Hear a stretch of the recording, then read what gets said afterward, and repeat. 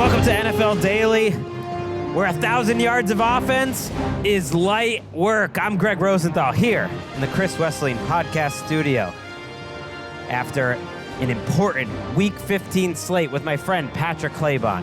Nick Shook is in Cleveland, and so much felt like it was decided on this Sunday that I'm not wasting any time. We are going right to Detroit, where it was a massive effort by those Bills. One receiver to the left, three to the right. Cook to the right of Allen in the shotgun. Play clock down to 7. Another handoff to Cook. Through a hole. Darts to the middle of the field. 30, 25, 20. Still on his feet. 10, 5, and Cook is in for the touchdown. His second rushing touchdown of the game. Goes 41 yards.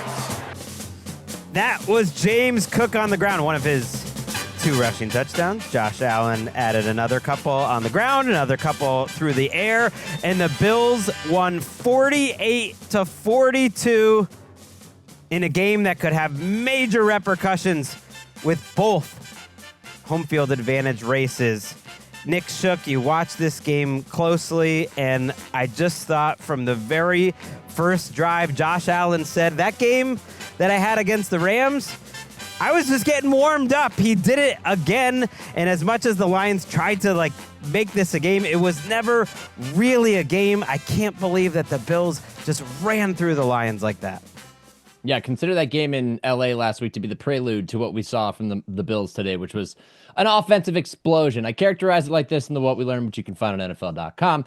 The Bills rolled into Detroit and open palm smacked the Lions in the mouth twice. They said, we don't care that this is Ford Field. We don't care that you're wearing your snazzy black uniforms, that your fans are raucous and it's hostile here. We're coming in here and making a statement, which is that the points that we put up last week, just a precursor to what we're about to do to you today. I felt like they commanded this game from their first 2 drives. They went 2 straight touchdown drives. They made a statement from the beginning and then rolled all the way to the end. And it was also an unfortunate sign that the Detroit defense that has taken so many hits on the injury front may be a serious concern for the Lions, who are among the NFC favorites. But, oh, buddy, that looks like a weakness after what happened today. Yeah, we'll get to that in a second. But I thought the first drive of the game was so telling. The Lions went 3 and out, and it's hard to fault the Lions offense too much on a day where they wind up with 421 yards, or rather 521 yards and 42 points. But they punted their first 2 possessions, and on the Bills' first possession, Josh Allen had that absolutely ridiculous throw up the sideline to Ty Johnson, and then the even more ridiculous throw over the middle of the field where he's just evading defenders and improvising. And it was that kind of day for him that I just think he's playing quarterback at a level that I've practically never seen out of a quarterback, except maybe from Josh Allen in the 2022 playoffs. Maybe this time he gets to finish it off, because there was just what can you do about those plays? You can't do anything. Well, yeah, there's no spot on the field that's safe. Josh Allen, we've seen it so many times, rolling to his right, stops on the right sideline and fires a ball to Ty Johnson. We've seen them get extra yards, I think 3 or 4 times this season on late hits on Josh Allen. He got an and one on a ball down the sideline to Keon Coleman today as well. And then you factor in his ability to run, and it's almost, especially for a very hurt defense, indefensible, where we look at the long plays on this game and some of the air yards. He had a 50 air yard pass to Keon Coleman, 25 to Ty Johnson, who went over 115 yards receiving, with the second half had barely begun. The former third-string Jets running back comes over, and all of a sudden he's all-world with the Bills. They had a 24 air yard pass to Dalton Kincaid for 29 yards. It's just Jared Goff was very good in this game, exceedingly good. Didn't even come close to how good. Knocked a lot of teams out of the fantasy playoffs, like yours truly, Jared Goff, just trying to catch up in this game. But Allen got x-rays after the game. He fell a little awkwardly on a late hit. I didn't notice that live. He said it was just precautionary and that he's going to be fine. He did finish the game out. But what strikes me, Shook, is the Lions had extra rest coming into this game, and yet the Bills were the one responding after a loss. They're the first team since the merger, basically in modern NFL history, to go 5 touchdowns at least, no turnovers, no sacks, then in 3 straight games. They mashed them, and that's what stands out to me. The injuries, you can get into them, Shook, because they're really important, but the Bills rushed for 197 yards, and the Lions rushed for 48, and that is just a team kind of taking the Lions' identity away from them. Yeah, that was what stood out to me the most, was just that how easy it was for the Bills to do whatever they wanted. And we've talked about this at length in previous weeks about how the Bills can beat you in so many different ways. Every way they tried to beat the Lions on Sunday, they did. It was passing, guys were wide open. They did not contain Josh Allen in the pocket. He was free to roam, and we know when he's roaming, he's the most dangerous player in the NFL, not named Lamar Jackson. It might even be just as, if not more dangerous. He's finding guys downfield. He's extending plays. He's running for first downs. He's converting a 4th and 2 because of a well-schemed play that gets Ty Johnson on a natural rub down the sideline to keep that drive going. They basically took Dan Campbell's identity of going for it on 4th and 2 and said, no, we're going to do that too. We're going to do it better than you. That's the new McDermott, baby. Let's go. Like, that is kind of a new version of Sean McDermott. People are always saying, like, oh, McDermott's going to get them in the end, but they have been more aggressive, don't you think, Shook? Yeah, absolutely. I think that this is their new identity, and Joe Brady's doing a masterful job leading this offense. It kind of blows my mind that they let this offense linger in like the in-between area in purgatory under Ken Dorsey for as long as they did before going to Joe Brady, because now you're seeing the true potential of it. I mean, James Cook goes for 105 yards on 14 carries, 2 touchdowns. So the Lions couldn't stop the run. They couldn't contain Josh Allen. Anything the Bills wanted to do, they did. I got more numbers for you too, because you know me, big numbers guy. All right, so I'm looking down the Bills' schedule, and I'm like, they've put up a lot of points recently. They haven't finished a game below 30 points since week 6. They've scored 30-plus points in 8 consecutive games, which ties for the longest streak in a single season in NFL history with the 2013 Broncos, 2010 Patriots, 2007 Patriots, and 2000 Rams. Each of those teams featured a winner of NFL MVP, which really bolsters Josh Allen's case for MVP. And like you said, they're the first team since the merger to have 5 touchdowns, 0 giveaways, 0 sacks in 3 consecutive games. All of this to beat a Lions team that everybody feared, that suddenly can't get a stop on defense, and wasted Jared Goff's performance, which is 400-plus passing yards, 5-plus passing touchdowns, 0 interceptions. First player to do all of that and lose since 1950. That's where the concern is for the Lions, and that's how good these Bills are. Remember the first part of the season when we were like, what happened to scoring? Yeah, how come there's no 300-yard quarterback? Yeah, there was discussion of just dying right now. Cover 2 and everything. And we had Tom Brady sounding like an old man, as if he played 744 years ago. And he's like, oh, yeah, the game, these quarterbacks are coming in. Greg Olsen talking about guys under center, calculator game. Also, kickers were infallible back then and are very much not now. Now, you mentioned the defensive injuries. After the game, Dan Campbell announced that Carlton Davis and Aleem McNeil's 2 injuries could potentially be season-ending. Yeah. Those injuries are on top of what they already came into the game with. Now, they did get some defensive linemen back, and yet their defensive line versus the Bills' offensive line seemed like the mismatch of the game that really decided. Khalil Dorsey, a backup cornerback who's one of their replacement players, also looks like he will be out for the season. Someone asked about McNeil, whether it was an ACL. Campbell wouldn't answer that. He wouldn't make any excuses, though, when asked about all the injuries. How much was this just a case of injuries catching up with the defense and playing really good quarterback? No, I'm not buying it. I don't buy it.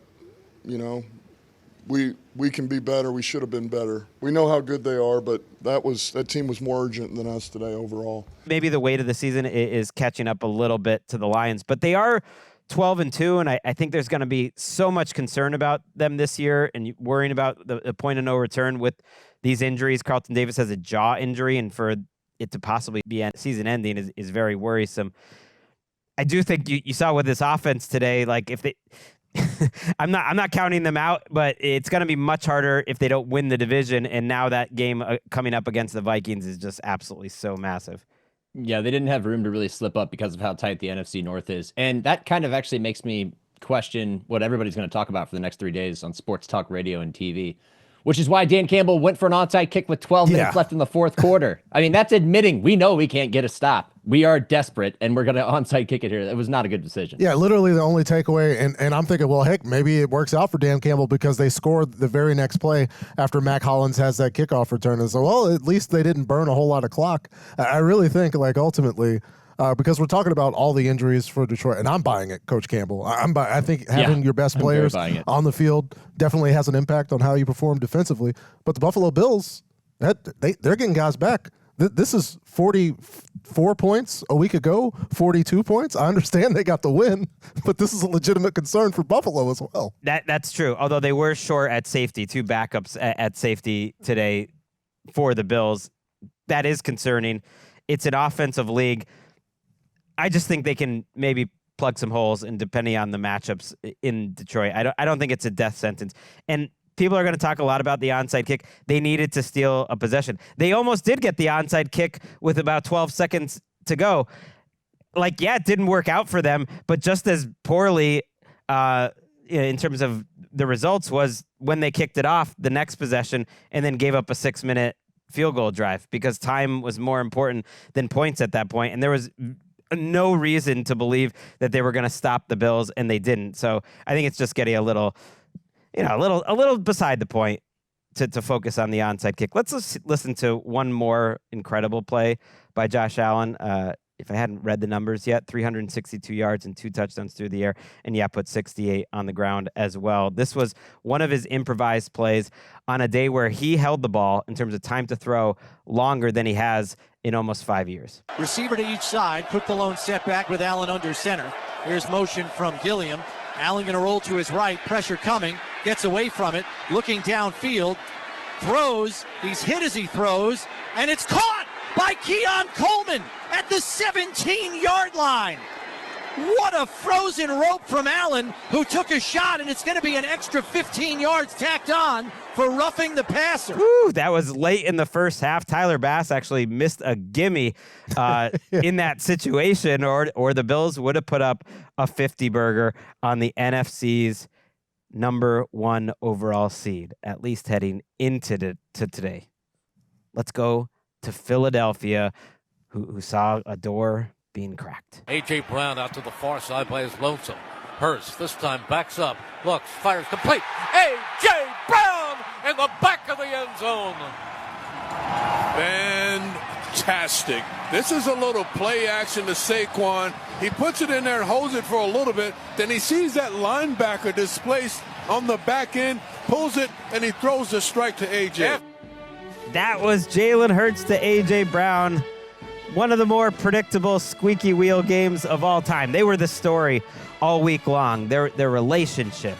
Suddenly they're doing kid and play celebrations in the middle of the field. Jalen Hurts started this game 12 of 13 for 146 yards and 2 passing touchdowns. The Eagles end up cruising to a 27-13 victory over the Steelers in Philadelphia. And I really did think the difference was not just the Philadelphia defense, which I'll get to, but A.J. Brown getting trusted to make difficult catches early in this game. He ends up 8 for 110 and a touchdown. And especially in the first quarter, it was like all the conversation was in Jalen Hurts' head, and that he was going to give his guy a chance to make plays, and A.J. Brown made him. Devonta Smith goes over 100 yards too, and even though there was a little period in the second half where Jalen Hurts was holding on to the ball too much, this game reminded me a little bit of the Bills-Lions game in that, like, Philadelphia pushed them around a little bit up front. Their defensive line, to me, made a bigger impact in the game than the Steelers' vaunted defensive line,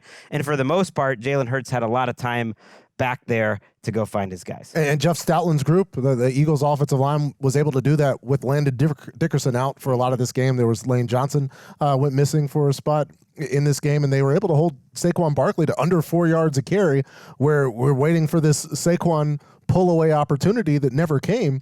And so in this absolute boa constrictor, Leviathan 10-minute and 29-second drive to ice the game, there were a couple of long conversions from Jalen Hurts, one to Devonta Smith, one to A.J. Brown. They had a fourth down conversion, a few third and shorts, and they just kind of squeezed the life out of the Steelers, not just in that drive, but it felt like in this game on offense and defense. It was amazing. The Steelers only had 2 drives in the second half. That's the first time that's happened in 15 years in the NFL. Wow.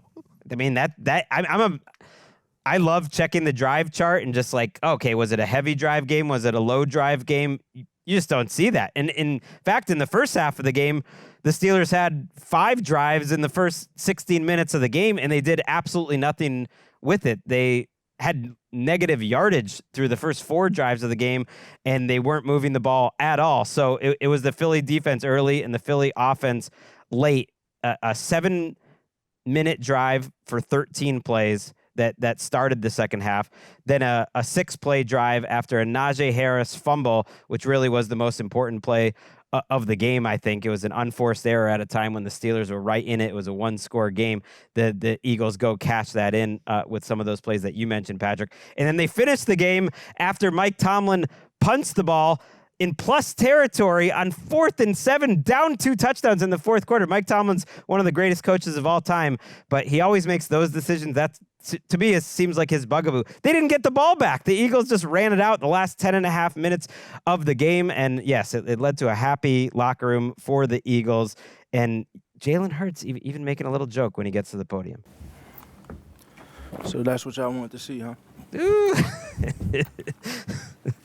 It really was. It was. I was like, yes. That is what we would like to see, Nick. It was fun. I don't know if that was so much of a joke as more of like a statement. Like, oh, you just spent the whole week worrying about my relationship with my receivers, and then we just go do that. Huh? Like, there was no smile on his face. That was very coldly delivered, but earned, very much earned for the Eagles, who spent the whole week, having to deflect and everything else and explain themselves, and then come out and they fire on all cylinders. I mean, a complete team performance. You have a team that dominates in time of possession, essentially 2-1, and you rack up 401 yards of total offense. You convert 10 of 17 third downs, and you hold the opposing offense to 163 yards. Mr. Unlimited Russell Wilson goes 14 of 22 for 128 and a touchdown. They had no shot other than the score. I mean, the score was relatively close until the fourth quarter when they put him away with that touchdown.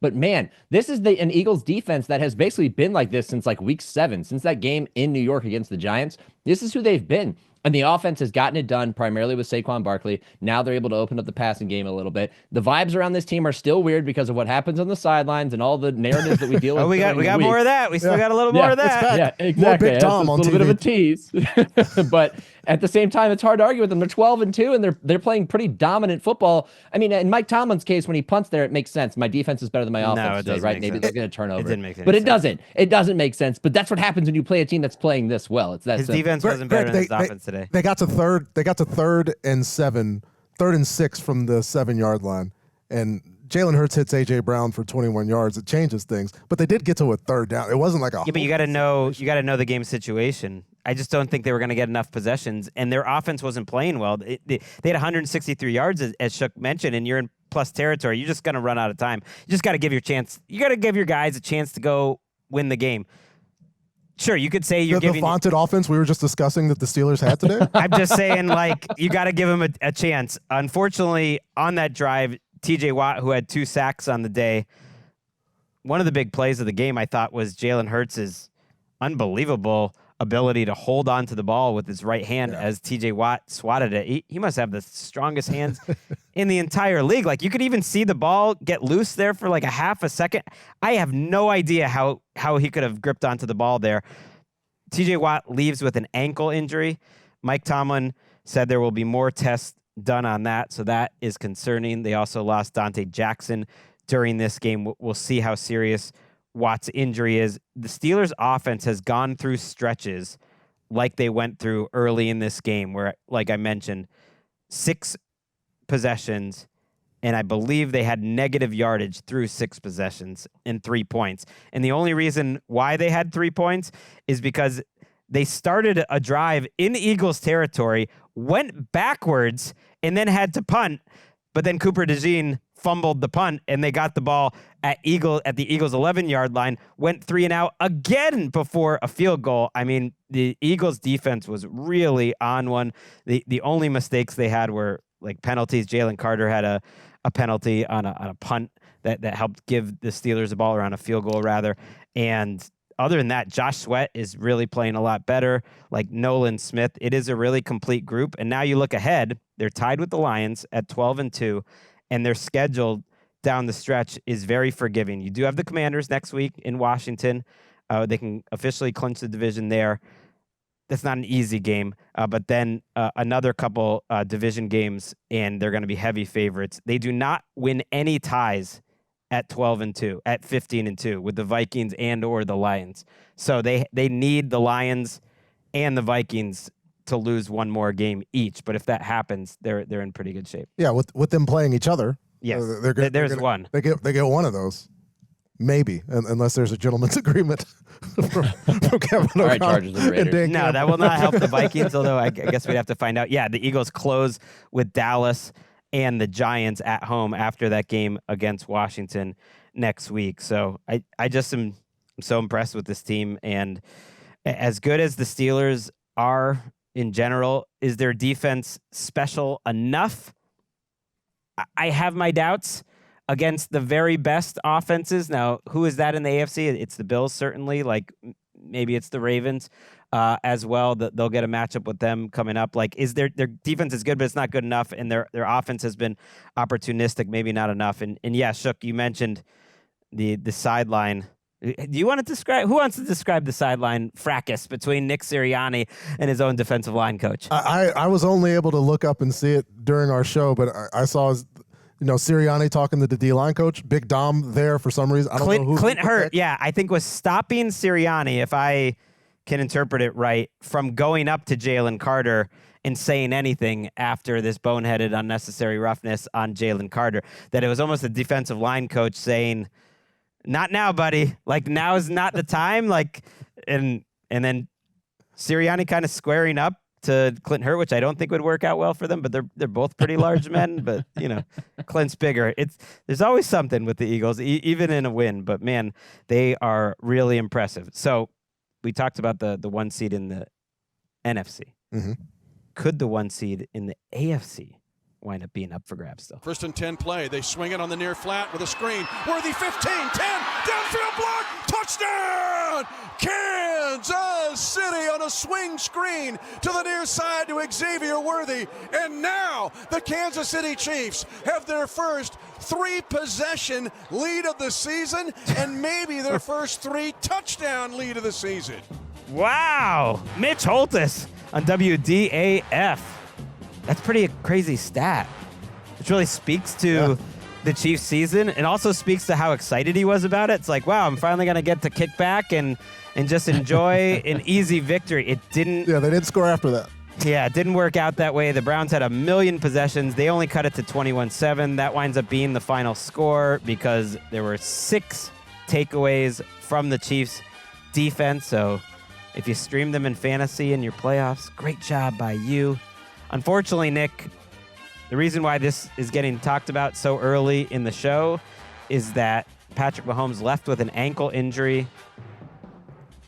There's fear that it could be a high ankle sprain, according to multiple reports. The team is not saying that, but really just calls into question how the next couple of weeks are going to go for the Kansas City Chiefs. Yeah, especially if you've watched this team this season, because you know how valuable Mahomes is. Now, statistically, doesn't shine through, but when you watch him every week, you see him convert the third downs. He's one of the most frustrating players to defend in the NFL, and taking that element out of that offense really takes away a big part of what makes these Chiefs 13-1, which is that they win on the margins. They won this game on the margins on both sides of the ball. They forced a lot of turnovers. Anytime the Browns, put the ball on the turf, free to be picked up, they were there to pick it up. Anytime they needed a third down, Mahomes still converted a majority of them, or at least a good amount of them. But if you take that out of the offense and you leave it to Carson Wentz, suddenly it makes you question this entire team's viability. So hopefully they get good news on him. Also, Mahomes and the ankle injury history, not encouraging considering what he's dealt with over the last few years. But this game specifically, classic case of a champion and a winning team playing better than a losing team. I mean, they won in every small area. Every 50-50 ball went their way. Every time there was a play to be made, they made it scheme-wise. They out-schemed the Browns. The Browns defense played well enough to keep them in this game. But defensively, the Chiefs were all over Jameis Winston. They took advantage of his wrists. They picked him off. They forced a number of turnovers. They capitalized in every single situation, which is the mark of a championship-level team. So to see them go win in Cleveland, not surprising at all. To see them win in this fashion, not surprising at all. In fact, it was more dominant than the 21-7 final would even suggest. But that was because they didn't quite, maintain possession as long as you would want them to. But yeah, we'll see. We'll see with Mahomes. Because it would take away, obviously, a huge part of their team, one of the superstars of the NFL. Fingers crossed, but luckily they've done enough so far at 13-1 to buy themselves a little bit of breathing room if they need it. Well, I think we're getting Carson Wentz on Saturday against the Texans. I know it's early in the week, but Ian Rappaport called it week to week. Right off the bat, we've seen Patrick Mahomes play, but they have 2 games in a 5-day window because they're also playing on Christmas. Yeah. Maybe they just really hope that he can get back for that game against the Ravens. So I think we're going to have Carson Wentz in a standalone window on Saturday, or else, you just normally don't hear a guy like Ian Rappaport, who's careful about these things, say week to week right off the bat, because week to week means you're out this week. I think it's a crisis what's happening with the Chiefs offense. They had to play Joe Thuney at left tackle, which I think makes sense. They lost DJ Humphries to injury, and Joe Thuney is the best left tackle on their roster. That part makes sense, but Patrick Mahomes has taken 37 quarterback hits over the last 3 weeks. I have to imagine that's one of the highest 3-game quarterback hits totals, if not the highest in the NFL this entire season. Him and Will Levis, I think. Right? And he didn't get sacked today, so part of it is he's just trying to make a play, and he's holding on to the ball because his guys aren't open. It's just this cyclical thing, but he's taking an absolute beating. And that might be the best reason to not have him play, right? And come back, because they can't protect him when his ankles are good, right? And the memories of Patrick Mahomes hobbling his way to a Super Bowl on that ankle, it becomes like you think about the cumulative effect of all of these hits, where like the improvement was him getting hit on 38% of his dropbacks a week ago when they make the shift, and now they've got Thuney out there at left tackle, where I guess the benefit that the Chiefs got today was Myles Garrett got poked in the eye, and so he missed a significant portion of the game, and because otherwise Mahomes takes even more shots. Thuney did well against him. That's the thing. He did a really good job as a guy who doesn't play tackle, suddenly playing tackle, but it speaks to where the Chiefs have had to cut corners to stay competitive while paying some of these other guys, as they've had to cut corners at tackle. And it's been a problem on both sides of the line for them this year. It is their greatest weakness. It's not their defense. It's not even their offense. It's their offensive line, whether they can protect him. And now they may have to pay some of that bill. So I guess it's better that it's happening now as opposed to 3 or 4 weeks from now, but it is a huge red flag as you approach the postseason. Right. And they would have to lose 2 times to let the Bills in on the 1 seed. I guess the Steelers could be in that mix too, but realistically, because of the head-to-head, Bills are the ones they're hoping for. And if you lose to the Texans, for instance, with Carson Wentz, then suddenly you got the Ravens 5 days later. If you're a fan of the Bills, like Eric back there, you at least have a little bit of hope. And the quarterback hits thing is fascinating to me, because Mahomes didn't take a sack, which is crazy. He avoided a few of them. The Chiefs, for instance, had 11 quarterback hits, which is a huge number in one game. They got 5 sacks out of it. And so whereas Mahomes didn't take any sacks at all, and that it was very similar what happened a week ago in the Chiefs game, but it just feels like it's breaking down a little bit, and yet they still win. And I hear you, Chuck, that it probably watching the game, it didn't feel as close, and Winston gets benched at the end for DTR, who also throws an interception. But in the end, the Chiefs averaged 4.1 yards per play. I mean, that's terrible. That's If they did that all season, they'd be the worst offense in the NFL. And they got drive after drive after drive that their defense kept giving them, and they couldn't really move the ball. So that is concerning to me. And 2 of those Jameis picks were caught in the end zone. It felt like an early white flag. Like if you're in a situation where you need to throw late in the tie, why not just keep Jameis in? I understand you're frustrated with Jameis Winston, but it was like an early white flag situation to throw DTR in that game, where I don't think DTR is thinking that he has to come in. It's just a bad situation for everybody. DTR threw 9 passes. Yeah. It speaks to what Greg's pointed to for weeks, really this whole season, which is that the Browns have this strange curiosity about DTR, and anytime there's a little bit of a sliver of an opening, they're going to find a way to force him onto the field. Well, let DTR know before you rage put him in the game against the Chiefs. Yeah, the Chiefs go +6 in turnovers. It's tough to lose a game when you go +6 in turnovers, but man, the Browns actually somehow average more yards per play, despite DTR throwing 9 passes for 18 yards. We'll see if he gets... what was the value in that? Yeah, there was no value all around. It's a little bit of a bummer right now this season to watch the Chiefs, and it's a really big bummer that Nick Chubb left this game with a broken foot. Kevin Stefanski announced after the game. Unfortunately, that could be the end of his Browns tenure. I hope it's not, but all the best to Nick Chubb as he goes to tackle another difficult recovery. So I mentioned that the Ravens, because of that Steelers loss, had a door open. And I'm not going to pretend like you guys don't know the results of the Ravens-Giants game. They started Tommy freaking DeVito with the Ravens coming off a bye, for God's sake. Lamar stands in the shotgun on 2nd down. Likely comes in motion to the left. Lamar takes the snap. Looking to the left. Firing in the end zone. He's got a man. Touchdown! Rashad Bateman, his 2nd of the day! And Bateman runs that deep 7 cut into the end zone and a beautiful throw and catch.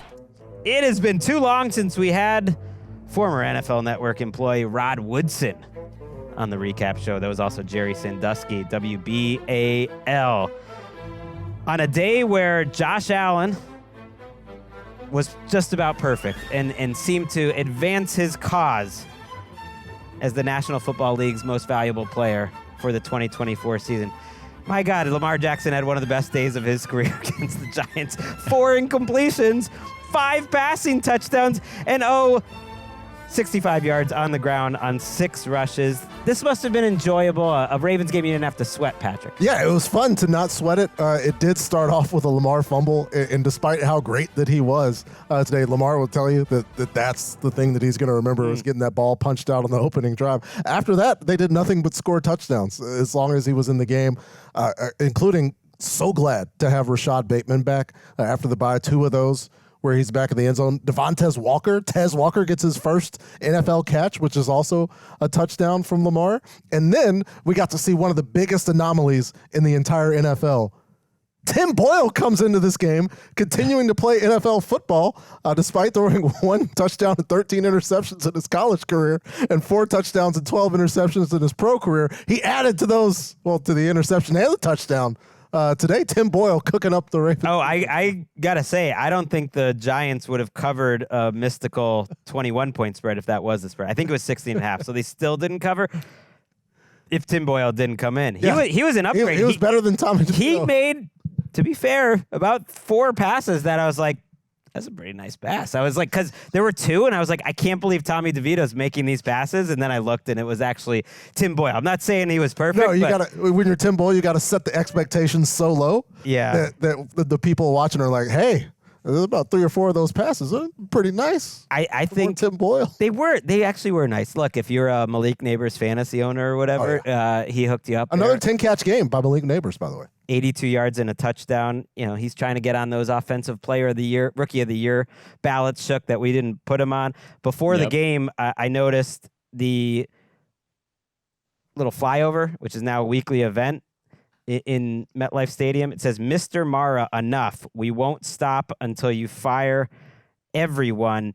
I do remember a quote from Mara at one point that said, like, the one thing that he would be most concerned about would be apathy. He doesn't mind booze, but he doesn't want apathy. And there were a ton of empty seats. It was hard not to notice at MetLife. So just Brian Daboll watch that stuck out to me. Yeah, and in the same vein, off the top of my head, since Black Friday of last season, Tim Boyle has now thrown passes for 3 NFL teams and somehow is still in the league. This was the easiest game of the season to pick if you're in the picking group like me, okay? We knew what was going to happen here. It's dark days for the Giants, and like you said, nothing worse than empty seats. Yeah, I think Tim Boyle, it should be pointed out, in college. Did you have his numbers from college? Did you throw that out there? It was his career at Connecticut. I don't know why we're spending so much time on. No, because it's fun to look back. I'm currently pulling up between $1,200 and $3,800 per flight to fly a banner around MetLife. But who's bankrolling this? Yeah, I don't know. It's a very expensive operation in multiple weeks with different banners. So somebody besides John Mayer has a lot of money. 1 touchdown, 13 interceptions in his career at UConn for Tim Boyle. That is absolutely 48% completion percentage. The thing with Lamar, people just say, well, it doesn't count because it's the Giants, and they end up with 445 yards despite not having that many possessions because they just scored touchdowns on all of them and took a little longer. Like, those weren't easy throws that he was making. They were really great timing throws. He now leads the NFL in yards per attempt passing and yards per carry rushing. His yards per attempt, his adjusted yards per attempt, is far and away the best in the league and the best of his career. He's having such a better season than he did a year ago. That's just something to watch down the stretch because they have some big time games with the Steelers and the Chiefs coming up that if he played absolutely outstanding and Allen or the Bills, stumbled a little bit down the stretch, you never know. This thing might not be over because Lamar just has been that good this year. The only thing that wasn't good about him on Sunday were his pants. All right, so look, they was asking me that, so I'm like, I felt like wind was touching my butt, so I was trying to keep my tights up for real. For like the tights just like got a little loose or something. I don't know. So I was like, just kind of keep my pants up. But that's all it was. It was too cold out there. Like, what? He made a defender miss while pulling his pants up, by the way. We saw Nuke Hopkins completely lose his pants today. There's a pants issue league-wide right now. There have been a lot of pulling the pants down situations. That one was crazy because he said and that's a classic quote. Can we cut that too? Just the I felt the wind touching my butt. It's fantastic because it certainly didn't look like that to the outside. I think he just felt it, and it wasn't what was happening. It was just cold. But that was about it. If you can get first downs while pulling up your pants, that's when you know football is back. All right, let's take a quick break here, and we're gonna go to the AFC South, where yes, the division was on the line on Sunday, even though the Texans were struggling. What? Wind was touching my butt. Tua takes the snap. Tua with pressure, throwing downfield to his right, and intercepted. Stingley again. That's going to do it. The Texans are going to beat Miami. Stingley's second pick seals the deal. And Houston will get its 9th win. If you didn't count Derek Stingley as one of the best cornerbacks in the NFL, I think today did it for you. That was Mark Vandermeer, by the way, on KILT. Yes, the Texans in the early window, knowing they had a chance to possibly win the division today with a win and a Colts loss, took care of business, and it was all about the defense, especially Stingley. They forced Tua Tagovailoa into 4 turnovers in this game. That was just an absolutely electric play by Stingley that not many cornerbacks could possibly make. And the interception that he had earlier in the second half, I think not only showed what a good player he is in terms of his athleticism and his ability to read what the play is going to be, but also what Miami's limitations are. I think Trent Green did a good job pointing out during the game. Stingley was sitting on that route all day, and the double move to go deep for Tyreek Hill would have been there all day, and they just never did it. Like, this is an offense that played inside of a box, and they made it work for most of the time that Tua Tagovailoa has returned since his injury. But they just can't hit anything down the field. Everything is short. Jalen Waddle goes out of this game with an injury, and Tyreek Hill did not have a catch until midway through the third quarter. So Stingley's just sitting on that route over and over again, and he makes a great play while the Dolphins are driving in a game that I thought they were going to steal because the Texans offense couldn't do anything. But ultimately, this was a true defensive battle shook between a defense that's been borderline great all year and a defense that's been good and just had its moments. And the one that's been borderline great, they just stepped up today and they got the Texans a win.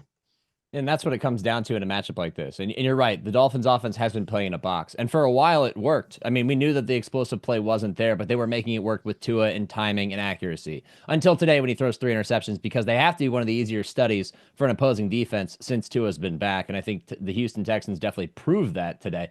But this is that type of outcome you get from these two teams because Houston still can't find its way offensively. And yet, they were able to convert. C.J. Stroud throws a fantastic touchdown pass to Nico Collins. One of those classic, nothing's there. I'm going to keep buying time. Oh, I'm going to flick a wrist and touchdown in the back of the end zone to Nico. And that's all you ended up needing in a 20-12 win. Now, Houston leaves a lot to be desired. There's a lot to be concerned about with them. There has been this entire season, especially offensively. But if their defense can play this well against a number of different opponents that may be harder studies than the Dolphins in their limited offense, then they're going to have a shot. And especially because they're in a division, like you said, that was up for grabs, but they're clearly in front of. So you come away feeling good about this win. You still have your concerns about the Texans. And the Dolphins, meanwhile, are looking at this like, oh, no, there's the death blow. We were going to try to mount this great comeback, and we might just be toast now.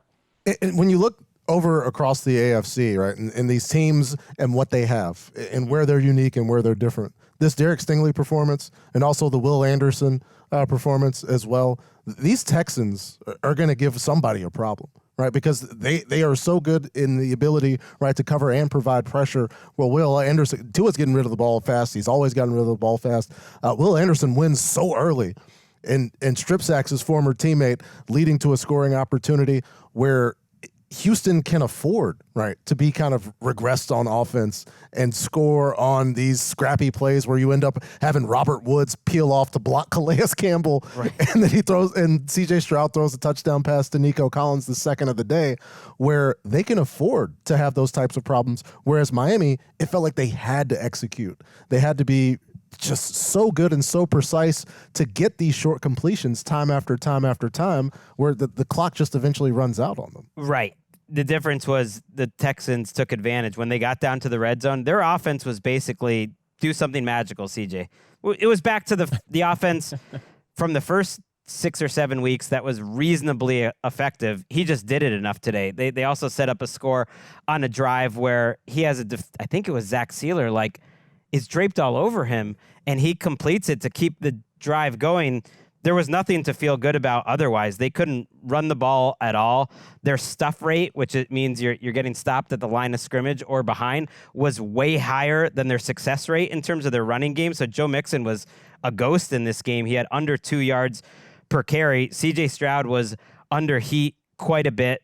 But to Patrick's point, so was Tua. Even though he got rid of the ball pretty quickly, Danielle Hunter, I thought, had an even better game than Anderson, who had a big-time splash play and also had a lot of pressures.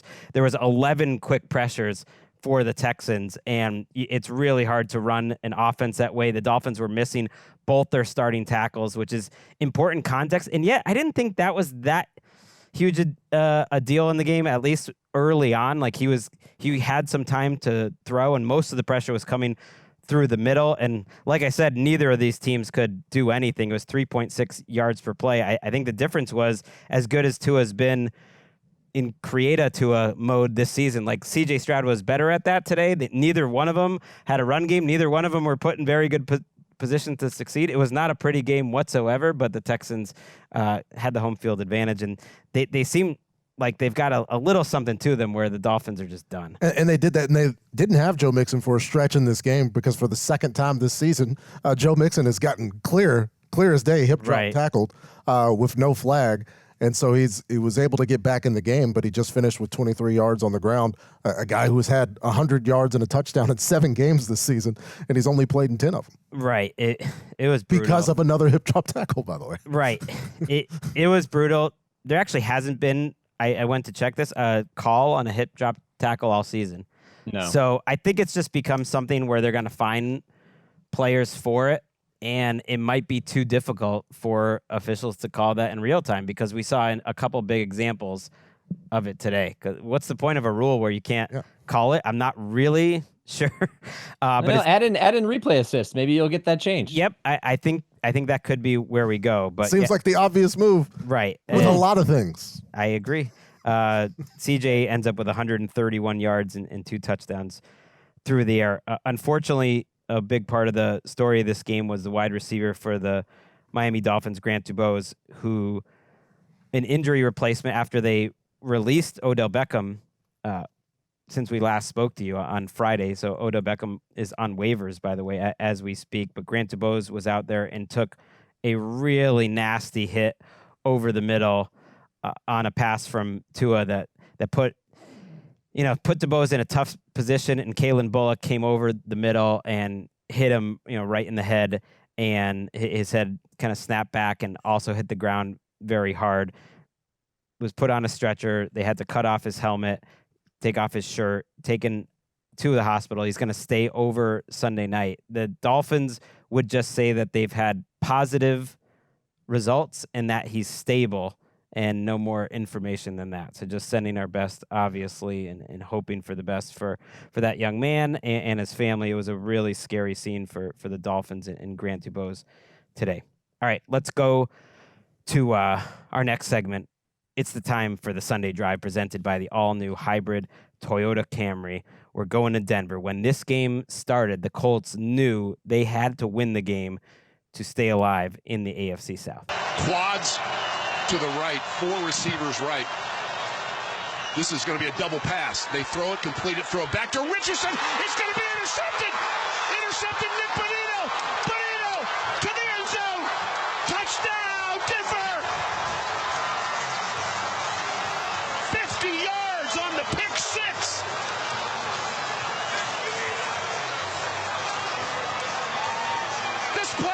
madhouse.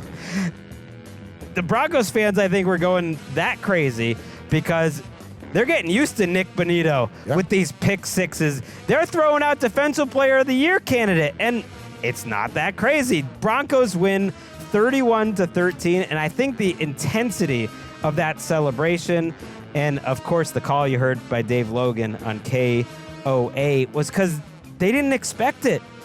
They were down 13-7 in a game where Bo Nix keeps throwing interceptions, and it just doesn't feel like the Broncos' day.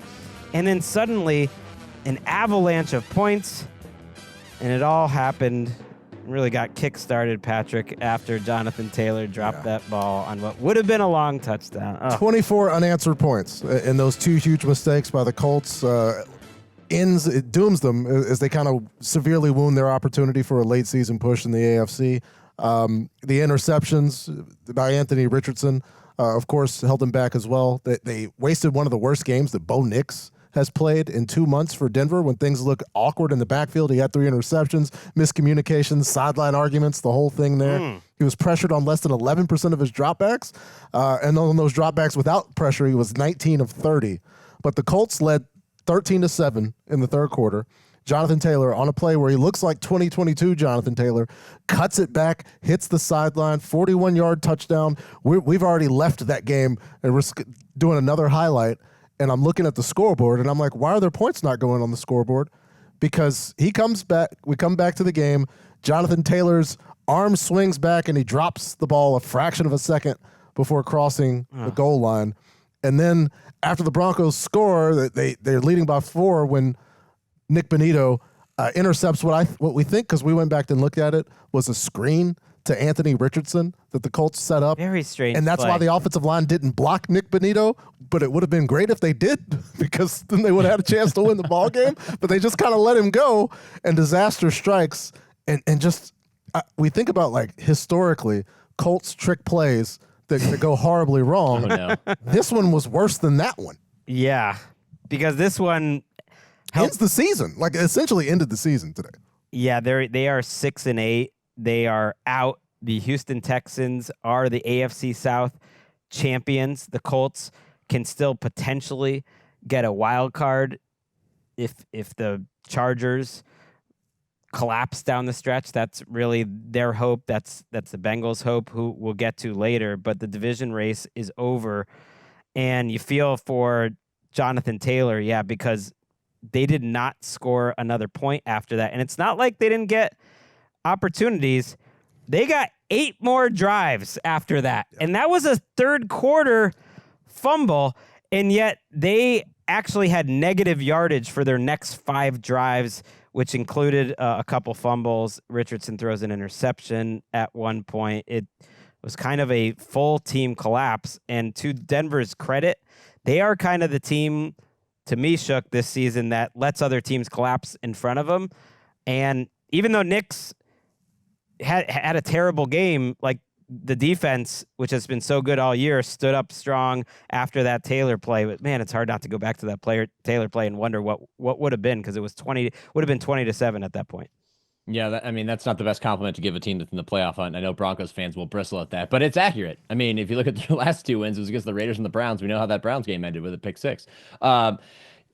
Look, this is an example of a team like the Colts that have been grasping at straws all year. We had the carousel at quarterback, going to Joe Flacco, thinking that was going to work. It didn't. Go back to Richardson, and what you've gotten from him is spectacular play in small bits and a lot of uneven play in other areas, at which point you then say, let's run a trick play to maybe set up a screen for our quarterback, who may be a better runner than he is a thrower right now, because we don't know what else to do. And I think it starts with a mistake like Taylor fumbling the ball at the goal line, which, by the way, not the only instance in which that happened today. We'll get to that later. And then you just it compounds from there. And it's a team that is 6-8. Essentially, they defined their record with the way they conducted themselves today. It's unfortunate because I think they're more talented than that. And Shane Steichen is a good coach, but what a bad decision in that situation to give that team that much juice on a day in which they weren't playing well to begin with. But credit to the Broncos. They finished the game strong. They just needed somebody to help them break the dam. Well, credit to Bonito, especially, because he read having that. A hell of a year. He just said, like, if that was a screen, he said he read it like that. Like, why are they throwing that backwards? Literally, even the Colts read it better than the Colts, who were running the play. Like he was more aware than literally anybody on the field, including perhaps maybe the Colts coaching staff. Right. And the crazy thing is after the Taylor, drop, fumble, you figure, okay, that's going to swing the game. Denver must have taken advantage. No, they go 4 and out. They give their ball right back. The Colts then go 3 and out, give it right back. Well, okay, surely now it's when the Broncos get going. No, that's actually when Bo Nix threw his 3rd interception. The very next play, Michael Pittman fumbles the ball to give the Broncos the ball back. And okay, now finally Bo Nix and this offense are going to take advantage. Nope, they go 3 and out and kick a field goal. So it was just in a punt their next position. It was like chance after chance after chance. So it's hard to know like who to blame here. I don't even know, but I do know that you give the Broncos defense credit for how they closed out this. Yeah, they did. And Locke was the player who got that. It was almost like not necessarily helmet on the football on MPJ, but it was more of a shoulder pad where it pushed his arm back and the ball flies out. The Broncos recover. It's tough to make plays against this Broncos defense. I mean, we saw Jameis do it, but we also saw Jameis turn the ball over. Right. Doing it on some very dangerous passes, which is what Vance Joseph puts you in position to do. And the way that this Colts team has operated all season long, where it's, they're either running the ball or they're taking deep shots, like low completion probability shots, where it all turns out kind of in the way you expected, where they have this high variance of outcomes. And when it works, it looks great. But when it doesn't, it looks absolutely horrible. And it just didn't work for long stretches. Yeah, Bo Nix ends up 2 for 8 on passes over 10 yards for 33 yards.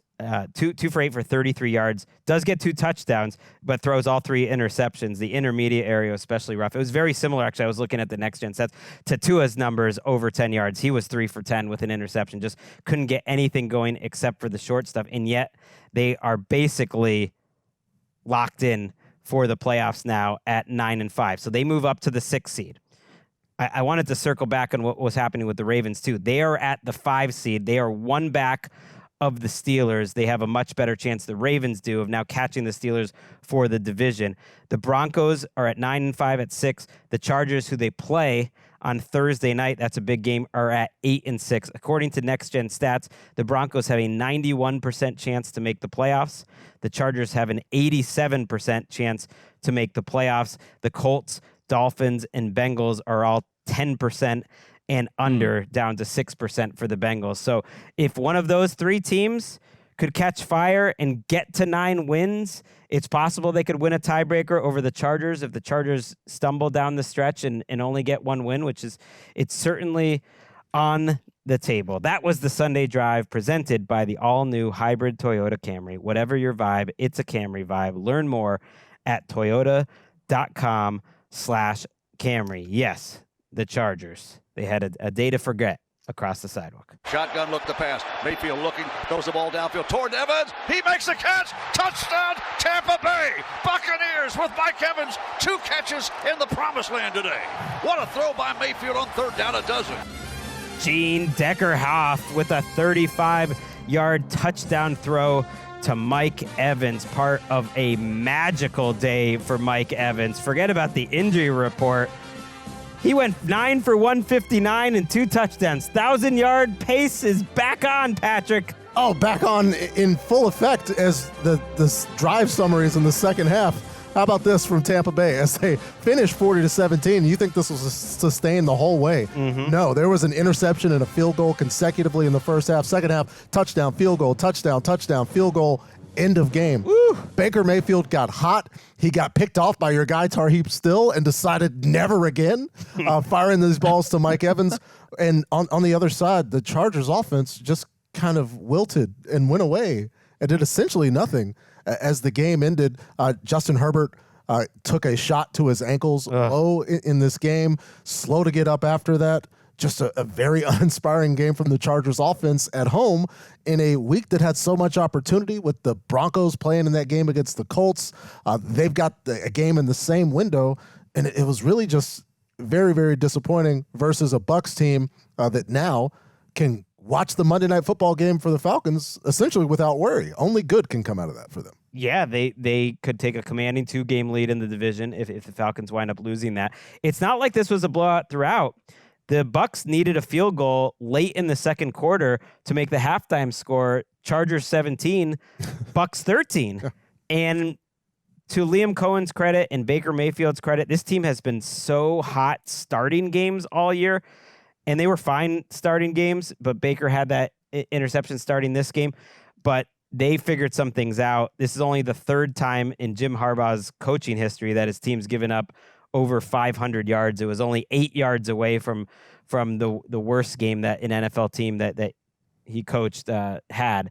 And this Bucs offense, despite not having Evans for much of the season, despite not having Godwin for most of the season, is a legit top 5 offense.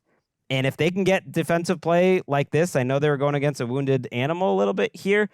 They are kind of that team you don't want to face. And there are some numbers that show since about week 9, their run defense has bounced back quite a bit. It's partly because of their schedule, but it's bounced back quite a bit. And their pressure rate, and they're sending lots of pressure, Shook. They're not winning a lot of 1-on-1s, but their pressure rate has, gone through the roof over the last 4 or 5 weeks. And lately, the underlying metrics show that this team is one of the best teams in football. Yeah, although it didn't today. They only recorded 10 pressures for a percentage of 27. But that didn't matter because they capitalized against an offense. This has been my fear. You talk about wounded animal. This has been my fear with the Chargers for a while. You don't have J.K. Dobbins. You have no running game to speak of. You get Ladd McConkey back. He catches 5 passes for 58 yards and a touchdown, but your offense just enters a massive rut. You want to talk about being a drive chart guy?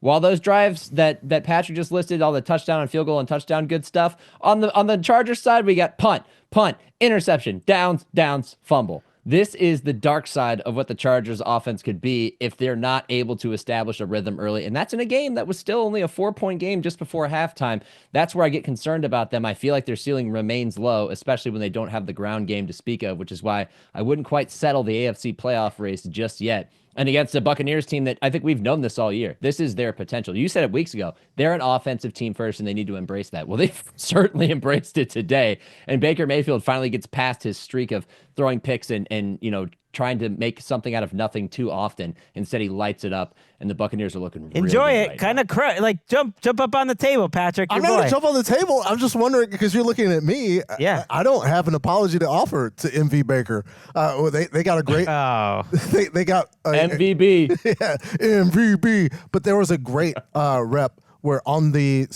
first Mike Evans touchdown, where you just see how this offense can operate when they protect Baker.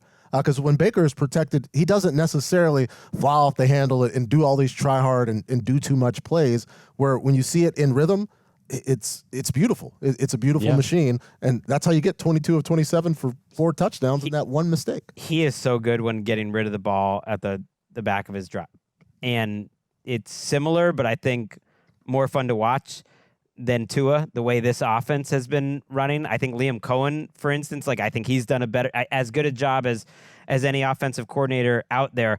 Like even the Jalen McMillan touchdown. I mean, this guy's just a touchdown machine at this point. That speaks a little bit to the scheme is creating open receivers sometimes. I mean, McMillan had no one anywhere near him because they executed a perfect rub. But also Mayfield, he doesn't put too much air under that ball, and he hits McMillan in stride with some good velocity, and he just makes it look easy. Over 10 yards per throw for Baker today. Bucky Irving returned in this game, and they ended up with 223 on the ground. 25 from Baker, including a 20-yard scamper. He'll throw that in there. Rashad White, one of the better receiving backs in the league. This Bucs team is 8-6, and yes, the Chargers only 3 games left.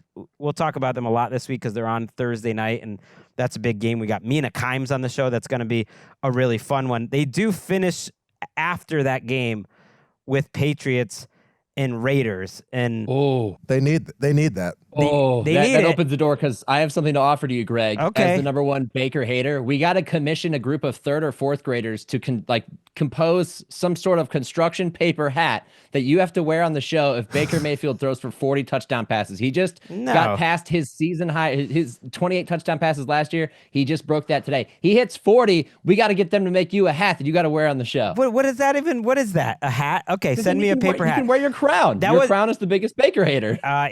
I am not the biggest Baker hater. I'm not a Baker hater at all. All I was pushing back on the MVP talk, and he was just driving me a little crazy lately. No, their schedule, that was the Chargers schedule I was reading. So they're gonna like the Bengals or the Dolphins, any team that wants to try to run the table and hope for a Chargers loss is gonna need a Patriots or Raiders home win, most likely, and certainly on Thursday night, they're going to need a Broncos win. The Bucs, on the other hand, are going to be heavy favorites. Their final 3 games. The Falcons are in a world of hurt now. They are at Dallas on Sunday Night Football, assuming that stays there in Week 16, and then Panthers and Bucs to end the season. Doesn't mean they get through all those games, but they will be favored in all of them. The performance, start making those hats. Yeah, the performance by the Chargers today. I understand it's the Raiders. At a late season game against Drake May and the Patriots, I wouldn't chalk those up at this. No, they can lose to anyone. The way the Chargers look today. For their defense to get exposed like that, Joey Bosa's not giving them anything. They had another injury. Cam Hart left at cornerback, and then their offense. It felt to me like Ladd McConkey is great, but he's like I don't know how many drives ended with an incompletion to McConkey because there's no one else to throw to, and Herbert's just trying to give his one guy a shot. So the Chargers lose, and that was good news for Bengals fans who have not lost hope. Let's go to Tennessee. Levis under center again, turns around, fakes a handoff to Pollard, wants to throw, fires, intercepted. Baby. Stone running it back. Geno's at the 25, 20, battle in front to block. He's to the 10, the 5, to the goal line. Touchdown! Bengals! Geno Stone with a pick 6, and the Bengals have their 4th takeaway of the day. Yeah, you know, Joe Burrow. He's great and all, but let's give the Bengals defense some love. Dan Horde, Dave Lapham, WCKY. Will Levis, I think, had about 13, 14 dropbacks in this game. He had 4 turnovers, so that's not a good thing. The Bengals get the victory, 37-27. They hold off a late rally by Mason Rudolph, and they get to 6-8, and they remain alive because of an opportunistic defense, Shook. How many turnovers qualifies for you to declare the game drunk? Because I have a number in my head, and this game exceeded that number. Okay, 10 total turnovers between these 2 teams. Every time you looked at the game, somebody was turning the ball over. And most of the time, the criminal was Will Levis. He was the guy who was guilty of turning the ball over. He threw 3 picks. He had a great start, okay? And then it instantly just fell apart. And he regressed dramatically to the Will Levis we knew prior to his recent stretch of relative success. And it gave the Bengals an opportunity defensively to actually build some steam, because we know this Bengals defense has been maligned all year, rightfully so. They haven't been able to stop a nosebleed. Well, they stopped the Titans on multiple possessions today. They were opportunistic. It allowed Joe Burrow to even shake off some of his interceptions because he threw a couple of those as well. And the Bengals outlast the Titans team that they're just better than on paper. And when it comes to the details and execution, in a game that it's worth the rewatch because it was just chaotic. It doesn't really say much about either team, though. Okay, it's worth the rewatch, if only because of the Tavondre Sweat fumble recovery. Let's listen to that. 2nd and goal at the 9. Burrow looking, stepping up, in trouble. Sack! Ball taken away. It's Sweat coming the other way. Stiff arm 15, 20, 25, Sweat 30, 35, and he's finally pushed out of bounds by Bolson at the 40. Titans get the quarterback sack and steal the ball. Ooh, great call there by Mike Keith, and a yelp mid-play by Dave McGinnis on WGFX. That is a 370-pound man at minimum, because that's what he's listed at, with a nasty stiff arm. Like, he changed the ball, like his hands. He knew the assignment. That was amazing. They were up 14-7, by the way, at that point in the game, and had just taken the ball away. And Mike Keith, you know, he's looking forward to saying touchdown Titans on the play, so he just said stiff arm. But this is Alex Kappa, the offensive lineman coming. This is a full-grown man coming to make a tackle. And Mike Keith, maybe he's seen Derrick Henry do a lot of stiff arms, and so he's seen the best ever to do it. But this from Tavondre Sweat, and I just love the reaction from the sideline. Yes, because Sweat, you know, clearly awful mistake. You know, driving while intoxicated. Didn't know if he was going to get drafted. The Titans believed in him. He's been embraced by the team, and you could just see the reaction from all of his teammates after that incredible play, where they love the man that he's become this season and making a play on that, where it's just another one of these moments from this drunk football game that Shook had the pleasure of watching, where it's like that almost becomes a footnote to everything that we saw in this game with these teams going up and down the field, offense and defense. Right. Burrow, you mentioned, like had 3 turnovers in this game. So, his MVP candidacy to get on the ballot, takes a little bit of a hit. He had a couple of turnovers last couple of weeks. He did throw a touchdown, though, to Sam Hubbard. So he does, we didn't even mention that as part of the way this game was drawn. Hubbard got hurt late in the game, but he said it was worth it. It felt good to be out there, contribute to a win as an offensive weapon, Sam Hubbard. Yeah, true weapon. Like, we haven't seen a weapon playing out of position since the days of Mike Vrabel with the Patriots. There you go. Mean, this catch was tight end, like top tier tight end worthy. A fantastic grab. And that's when I knew this game needed to be cut off. And that was long before it was over. A heck of a kind of a weird back and forth. But I will say this. Another example of how I knew this game was drunk. Jordan Battle recovers a fumble, goes all the way back to the end zone, and then loses the ball as he's crossing the goal line and fumbles it out of the back of the end zone. So there was another example, actually, in another game that we've yet to talk about, too. I just thought about that off the top of my head. It's just been a crazy day, guys. It really has. And if you're a Bengals fan, I said you're going to get to that week 17. You're going to be mathematically alive. You got the Browns next week. Just get to 7-8. Just these games are a little more fun if you're not mathematically eliminated. The Titans long eliminated. They stayed in the top 6. I'm looking at Tankathon. It's amazing that 3-11 only gets you the 6th pick right now. The Browns are 3-11 and they have the 7th pick. So they didn't change that today, but the Bengals got a victory. Let's go to a team which is much more in the wild card race. Yes, the Arizona Cardinals. Pistol snap. Murray has it. Handoff. Connor straight ahead. Touchdown. James Conner, 2 touchdowns here in the 4th. Cardinals extend their lead to 29-10 with 3:27 to go. Line him up in the pistol, hand it off, let James Conner just jump over the A-gap. Touchdown. That is Dave Pasch and our friend Ron Wolfley. Some games don't really have like a great play or a highlight that makes a lot of sense. This was one of those games. I watched it pretty closely. 30-17. Cardinals beat the Patriots in a game that wasn't that close. The Patriots get a couple touchdowns in garbage time to make it look better, but kind of a ho-hum game for the Cardinals to get them to 7-7. They ran the ball well. James Conner with 110 yards and 2 touchdowns. Kyler Murray played mistake-free football. I wouldn't say it made me feel like that much better about where their offense is at. They couldn't quite finish drives, settled for some field goals, but ultimately you win easily. A result like this almost just makes me think about, man, if they hadn't lost one of those close games against the Seahawks, things would have felt a little different, but they still are having an uphill battle in the division. Yeah, it's so close that that 3rd and 7 against Sam Darnold and the Minnesota Vikings could have changed their postseason. And honestly, we may look back and that may have been one of the most consequential 3rd downs that we've seen all season long. But Kyler comes back in this game, 23 of 30. Did take a massive shot in this game. Clayton Tune came in and played a couple of possessions. But James Conner averaged almost 7 yards a carry against this Patriots team. And there were some late I would say garbage time points from New England, where this was pretty much out of question for the Patriots with a lot of time remaining in the 3rd quarter. Yeah, it's not a great sign when your quarterback goes into halftime without an incompletion. That's Drake May, and you're losing 13-3.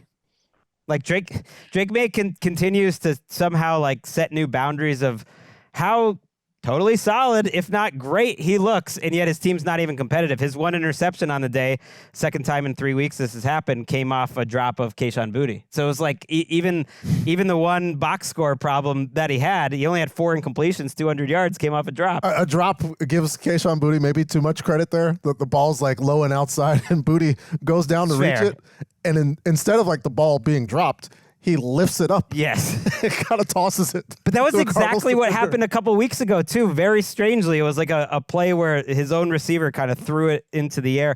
But look, Trey McBride goes 9 for 87. Shook. Marvin Harrison could not get anything done on one-on-one matchups against Christian Gonzalez. Like, Gonzalez just shut him down like that. That was a little frustrating, I think, for the Cardinals, who kept going to that matchup in the red zone, and Gonzalez just kept winning it over and over. But it keeps them alive. I shouldn't compare them totally to the Bengals. They're in a division where, yes, the Rams got to 8-6 here, but and they got swept by the Seahawks, so that's problematic. But there's still 3 weeks to go. Potentially only one loss behind. They are in the mix. Yeah, I'm glad you actually brought up the Marvin Harrison Jr. Targets, because I honestly think that as the Cardinals offense, which struggles mightily on third down, I know they went 10 for 15 today, but when it comes to third and long, it's a Kyler drop back on a prayer most times, and it has been for most of this season. I think that the element that is missing that could really elevate this offense is the inclusion of Marvin Harrison Jr. at an efficient rate. And the reason I bring that up is because, yes, Christian Gonzalez played great coverage on him, but Marvin Harrison Jr. is a guy who is known for winning 50-50s, winning jump balls in college. He's an artist when it comes to catching passes in the end zone, especially in the corner of the end zone. And he had 2 great looks at it, and Kyler doesn't put it in the right spot. So if I have a project for these Cardinals, if they miss the playoffs, because they still, it's going to be a little bit rough here trying to get in there with the way the division is set, as you just described, the project for them in the offseason, how do you get better? Kyler and Marvin Harrison Jr., figure out how to throw those balls to him. Because if they could do that, and they've done it in small spots this season, I think they would be so much better offensively. They're effectively like eliminating one of their best weapons on offense right now. And when the running game doesn't work, they're not playing well. Now, the running game worked today. They played the Patriots, and it all worked out for them, and they win the game. But that's just where they need to be better. That's where they can take their next step. And it was frustrating to see that today against the Patriots team that, you put 30 points on, but you probably could have won this by more. The best play for Marvin Harrison Jr. today was a 21-yarder where they had him lined up in the slot, which is something that they do. He was lined up in the slot 10 times, but they were able to drag Marvin across the formation, kind of get some separation, because Gonzalez was on them there, but there was a lot of traffic to run through. Kyler hits him on the catch and run, where that's what I've wanted. Just more layup, short opportunities for Marvin Harrison Jr., just to get him involved in the offense, so it's not all deep balls to the corner and back shoulder throws where it's like this high degree of difficulty where, you can do that when you have a top 10 draft pick who has all the talent in the world. But also, let's just get him the ball. Like, all these balls to Jamar Chase aren't necessarily like high difficulty throws. Some of them are very simple, close to the line of scrimmage, where I would like to see Marvin involved in more. Yeah, they feel better. They were on a long losing streak. They won easy. They beat up on a bad team. I think this is a very worrisome result for Gerard Mayo coming out of a bye week, and you looked worse. You had no answers defensively. The offensive line was crazy bad early in this game in terms of the penalties and a bad snap and just giving up free rushers. It looked like they had made no progress at all. There were some reports over the weekend from The Athletic that they are committed to Gerard Mayo. I believe it, but a performance like this makes you wonder, certainly about the offensive coordinator and Alex Van Pelt not progressing or improving as the season's gone along, and we really haven't seen that. After the game, they asked Gerard Mayo about a sequence where they got down inside the 5-yard line, and they got it to 3rd and 1, and they ran it 2 straight times, and they couldn't pick up a yard, which is the story of this Patriots season. But someone asked them about not using Drake May at all, which they really haven't as a runner in the red zone all season. And they said, we've seen May is so effective as a runner. How come, not using him there? And Gerard Mayo said, "You said it, not me," which doesn't bode well for Alex Van Pelt either. Speaking of coaching staffs that have been in a little trouble this year, let's go to Jacksonville. It's actually a fun game. Either one. I mean, one's gone and the other one... Yeah, let's go. In motion from left to right goes Isaiah Davis. Rodgers back to throw. Well protected. Fires one up the seam through Adams. He's got him in stride at the 30, at the 20, 10, 5, spins, end zone, touchdown. That's a Jet touchdown. Davante Adams streaks down the middle, and Aaron Rodgers puts it right in his hands, and the Jets have the lead. 3:24 to go. The Jets go on to win 32-25. Fun to hear a little Bob Wischusen on WAXQ having a little fun. Why not? It's been a tough season, and when you can watch Davante Adams go 9 for 198 and 2 touchdowns in a throwback performance, I mean, he and Aaron Rodgers put this team on their backs in the second half, Adams was physical. He was awesome. And they stop a late bid from Mac Jones. A lot happened, actually, after that play, because that made it 25-22. The Jaguars did respond, tie the game with a field goal. The Jets have another quick touchdown drive, which Davante Adams really set up Breece Hall. And then, finally, Mac Jones throws the interception to Sauce Gardner. Jets get the victory. And I don't know if we have many big takeaways from this game, other than Aaron Rodgers is playing his best football at the very end of the season, which is going to help his chances of getting a good job next year or getting a starting job. That's what I believe. Does anyone care to disagree with me? I mean, where's the job going to be? I don't know. I doubt Somewhere. It's gonna be in somewhere. New York. He led them in rushing.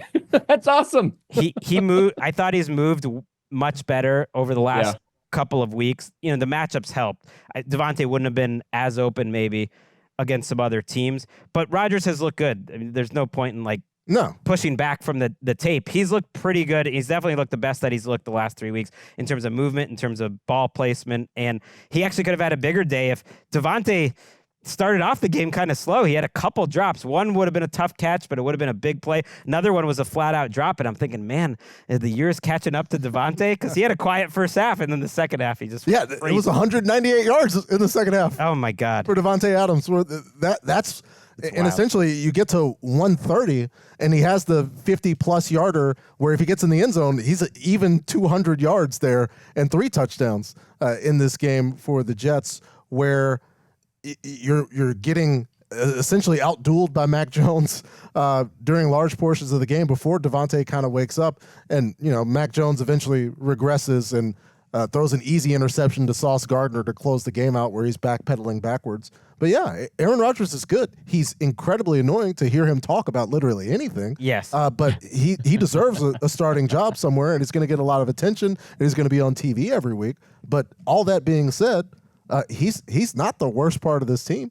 No, they are terrible in these one-score games, and they finally found a team that was even worse. The Jaguars have lost 8 games by 1 score this year. They're 2-8 in those games. So most of their games are close. If you get 25 points and you get Mac Jones to lead you to more than 400 yards, usually that's got to be good enough. It's a bad sign for the Jets defense that they were letting Mac Jones clown them on the ground for much of the game. He had 29 yards on the ground.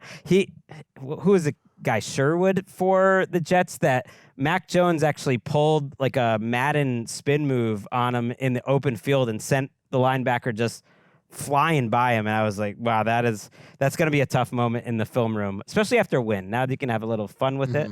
The Jets can, but they outlasted him in a shootout, 32-25 to go to 4-10. And yeah, I was talking about Tankathon. With that win, the Jets fall all the way to number 8. Jaguars right now at number 4. Patriots, who we just talked about, at number 3. But it is very tightly bunched. It wouldn't surprise me if the Jets win another game here down the stretch. All right, we're going to say goodbye to our friend, Patrick Claybon. How are you feeling today? Just about life, about football, about NFL Daily and your contribution to it. Overall, fortunate to exist in this universe where existing is decidedly not an option in any number of capacities. I'm here, and I'm amongst friends, and we got to watch football today, including Tim Boyle, one of the more hair-raising, conspiracy-laden ideas. Tim Boyle still starting football games. Not coming up next week. Starting. This existence also not guaranteed. As Kyle Shanahan is wont to point out, it's true. We hope you're back next week. It not guaranteed. I shouldn't put that out. No, it's cool. Short drops. I just made Eric very uncomfortable back there. Don't worry if you're listening to this. Knock on wood. Somebody. Things could go wrong. I meant more. You just. Maybe there's a power outage or something like that, and we can't or a do meteor the hits the earth. Nick Shook's going to rejoin me for Sunday Night Football, but when we come back from the break, we're actually going to talk to our friend Kevin Patra for a couple of games. See you then.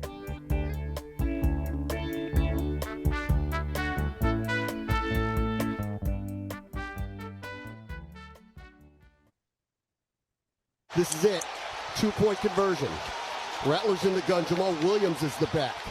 In motion, Moreau just scored the touchdown. Rattler rolling to his right, looking, firing, throws. Incomplete! Incomplete! Washington wins 20-19! Wow! Wow! Wow is right. Bram Weinstein and London Fletcher, WBIG. The Saints somehow got the game down to a situation where they went for two with no time remaining on the clock to win the game. It just didn't happen for him. Washington wins 20-19. And yes, our friend Kevin Patra is back on the show from Detroit. And on a day, Patra, we were just talking about it, where there weren't many close games, you got the best ending. So congratulations for that. Yeah. What happened there? The agenda is back on, baby. Okay. Well, the first half was really dull. It was pretty dull. Jake Haener was, it felt like it was like in high school and the varsity team's quarterback got suspended for a half. So they called up the JV quarterback to play that first half. And then they got the real quarterback in for the second half and they started making plays. As soon as Rattler came in at halftime, the offense got jump started. And he made plays. Credit him. The last drive, his stats weren't great. He had 47% completion percentage. He missed some throws, but considering, Alvin Kamara went out with the groin injury and who he's throwing to, but he made MVS made a couple big plays and he marched him right down the field with the game on the line. And I thought it was the right call for Rizzi to go for two because in overtime, if you're, you have less talent, I would rather go down to one play. And he had been on such a hot streak on that drive that I thought it was a smart move. Didn't work out for him, but smart move, especially given their season. Yeah, Cedric Wilson ends up with a passing touchdown on a great trick play. It was a beautiful pass. Yeah. It was a really good throw on a 20-yard throw. But Rattler gets the touchdown, too, and 135 yards. And, yes, you mentioned the agenda, which was a bubbling subplot in Saints Twitter and on NFL Daily to get Rattler into the lineup, and you do wonder if he's going to be the quarterback the rest of the way, or do they try to bring Derek Carr back? Just let's put a pin in that for a second, because that decision at the end of the game by Rizzi, I think it's the right move. It's disappointing for Rizzi, who's trying to pull off a Hail Mary to remain their head coach going into next year, and it reminds me of the first time this ever happened, which is, do you remember it? The first time an NFL head coach ever went for two at the end of the game to win the game? No. It was John Gruden and the Bucs, because, I'm old enough. I remember when there weren't 2-point conversions. Like, it wasn't a thing. Right. And it was such a big deal. The first time ever that a team went for two at the end to win it. John Gruden did it as a coach of the Bucs, and they did win the game. I think it was like 2005. It was late period Gruden with the Bucs, but they got it done. Unfortunately, that wasn't the case, and it's a good thing for the Commanders because this would have been a nasty loss. I got to admit, I stopped paying attention to this game when it was 20-7 in the fourth quarter. Just felt pretty over. Like, what happened here, and are you concerned at all about the Commanders? No, because Jaden Daniels once again proved he's the offensive rookie of the year. There's no doubt in my mind about that, if there was any before for anyone. He commanded the offense with aplomb early. They jumped out to a big lead, but they had issues on the offensive line. Not having Tyler Biadasz out there was huge. He got sacked 8 times. You could just see the offensive line was just a mess without the center. Having control over where the protections were and such. I'm not sure how much Daniels is involved in that sort of thing with Cliff Kingsbury, but that the pressure was an issue, and they kind of just took their foot off the gas. It really felt like the offense got a little lackadaisical there until the end, and then they pulled off a field goal drive to just give themselves enough wiggle room so they didn't burn it. But Jaden Daniels, he made so many ridiculous darts over the middle, that anticipatory throws, that's what you want to see. And he used his legs. He was their leading rusher. They couldn't get anything going on the ground, which, the Saints defense is no slouch. They might be dismissed by a lot, but they're still a good defense up front. They're fine against the run. They're fine. And they ended with 8 sacks today. Now, they only had 6 quarterback hits, which is crazy. So compare that, let's say, to the Chiefs game. Sacks are a quarterback stat in a little bit. Mahomes got hit 12 times trying to make plays happen. Daniels only got hit 6 times and ends up taking 8 sacks. A couple of those, the reason, the difference is he goes out of bounds. Right. half of them were on the quarterback and half of them were on a messy offensive line issue. Okay, so let's talk about the controversy at the end of the game. And I'm watching this game, the ending sequence in the newsroom. Generally, I'm at the desk, Patra, but at the end of the game, I walk over to the Jeremy Bergman, David Ely, section of the newsroom to watch the end. So we're all like aligned. You don't hear someone spoiling the play or anything. And I'm watching the end of this game, and both Bergman and I are like, did the clock stop there for a second? Because you're watching the clock, you're watching them race up to it. They got a first down, the Saints did, on a play with just a handful of seconds to go. They snapped it with 17 seconds left. It was 4th and 3. They throw the ball to Foster Moreau down to the 1 yard line. And it seemed for a second that like the clock stopped. And I thought it did. It absolutely did. Yeah, I thought it was only for a second. After the game, they were asked about it. They had to have a pool report. Hockley said the covering official mistakenly stopped the clock in that situation. The clock should not have been stopped. We have Dan Quinn also asked about it after the game. Dan, did you get an explanation why the clock stopped with 9 seconds? I don't, and I am absolutely taking the high road right now, Dave, about that. I saw a quick video of that, and so I will wait from the response from New York, but those 3 seconds are critical, man. Let's just say that. Yeah. We're on to Philadelphia. I mean, you can't say I'm going to take the high road and then just kind of go on about it. It's fine. I don't know if the game would have ended. It was iffy. It was close. So Patrick Claybon, who was left the studio, did do an unofficial stopwatch of it. He believes there probably would have been 1 second left. 1 second. That it wouldn't have been the difference. So it is one of those ball don't lie situations, perhaps, or at least for us. I'm just happy that that's not the story of the game, because the Commanders are in the middle of a playoff race here, and if that had cost them a win, it would have been brutal. Absolutely. I don't know, man. There's something about this Commanders team. They don't have many quality wins. Really, any? No, this one was important because I think they go to Philly next week, and they need there's a couple teams snipping at their heels. They absolutely 100% needed to come out with this a win. If that 2-point conversion had hit, I think they spiral out. I don't think they make the playoffs at all. That's brutal. They do have the Falcons after the Eagles, so they have 2 home games: Eagles, then Falcons, then at Cowboys. And yeah, if they can't pull off the upset against the Eagles, they're officially eliminated, of course, from the division.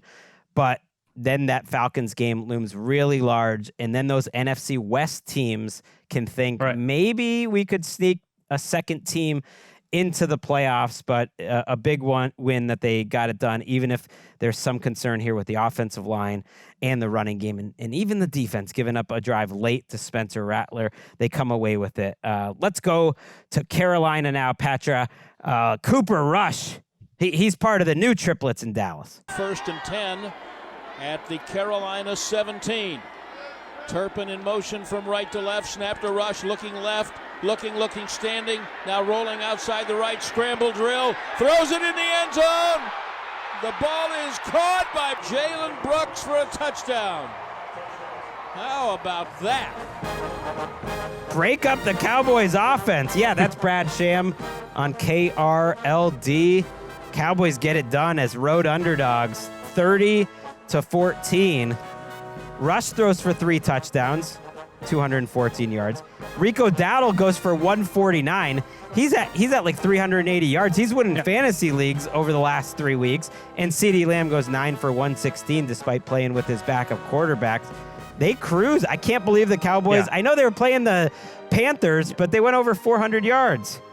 Yeah, they did. I thought Rico Dowdle, since Mike McCarthy's just given him the ball and let him be the lead back as opposed to all this messing with Zeke and Cook and all that noise, they've really become an offense that at least they can move the chains. And Rico Dowdle, he doesn't have many explosive runs. His long was like 12, but he can keep you in good down and distances. And then Cooper Rush, he had a really bad fumble to end the half, and that was like the only half part of the game where you thought the Panthers might have a chance. They bombed an 83-yard touchdown.